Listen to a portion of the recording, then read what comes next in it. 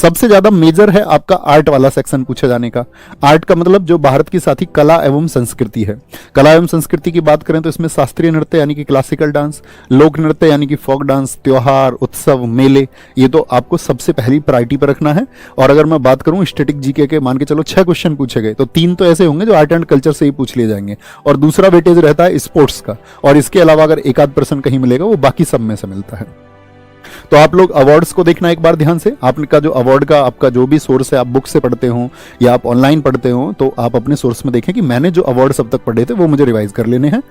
क्या आपका musical instruments हैं, आपका यहाँ पे उत्सव को एक बार रिवाइज करना, खेल में साथ ही सभी खेलों के बारे में, यानी कि उस खेल में क्या आपका उनके, जैसे मान के चलो हॉकी आपका आपको पता होना चाहिए भी 60 मिनट का होता है, फुटबॉल 90 मिनट का होता है, मैदान की माप क्या होती है, खिलाड़ियों की संख्या क्या होती है, क्या नियम होते हैं। यूनेस्को साइट आपको क्लियर होनी चाहिए। यूनेस्को साइट में साथ ही वो किस ईयर में लिस्टेड हुई है ये भी आपको पता होना चाहिए, यानी 43 साइट को बड़े ध्यान से देखना है। आपका रामसर साइट को आपको देखना है। खिलाड़ी से मतलब होता है कि कौन सा खिलाड़ी हाल ही में साथ ही बहुत फेमस रहा।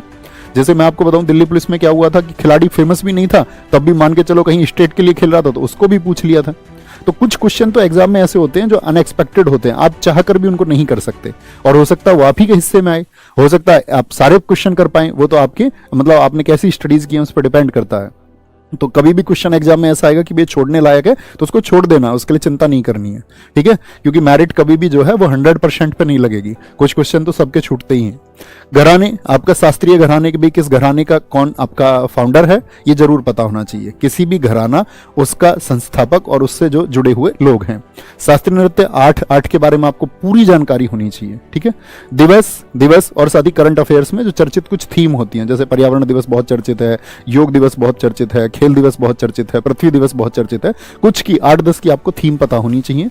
बुक्स एंड ऑथर्स, यानी कि जो प्राचीन पुस्तकें थी, अब ये हिस्ट्री वाला पार्ट भी है, मध्यकालीन भारत के दौरान कौन सी पुस्तक लिखी गई, चाहे आपका हुमायूं नामा लिखी गई हो, चाहे बाबर नामा लिखी गई हो, चाहे साथ ही आपका मजमुल बहरीन लिखी गई हो, या उससे पहले अगर मैं बात करूं आपका दिल्ली सल्तनत के दौरान कोई पुस्तकें लिखी गई हो, तो उन सब के बारे से लेकर के और आपका वर्तमान तक जो हमारा चर्चित पुस्तकें जो अवार्डेड है, मान के चलो बुकर पुरस्कार जिनको मिला है वो बुक्स हो गई आपका, या आपका इंटरनेशनल बुकर पुरस्कार जैसे रेत समाधि, मतलब चर्चित किताबें आपको पता होनी चाहिए।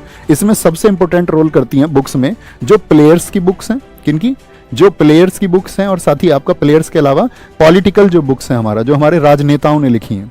फुल फॉर्म एक इंपॉर्टेंट टॉपिक हो गया, ठीक है। फुल फॉर्म तो मतलब ऐसा नहीं कि स्टैटिक का, इसको तो सभी पार्ट्स में हम पढ़ते हैं, चाहे इकोनॉमिक्स फुल फॉर्म हो, चाहे ज्योग्राफी में कोई प्रयोग हो, चाहे कंप्यूटर की भाषा में कोई प्रयोग हो। ओके, बात क्लियर है स्टैटिक जीके का। इसका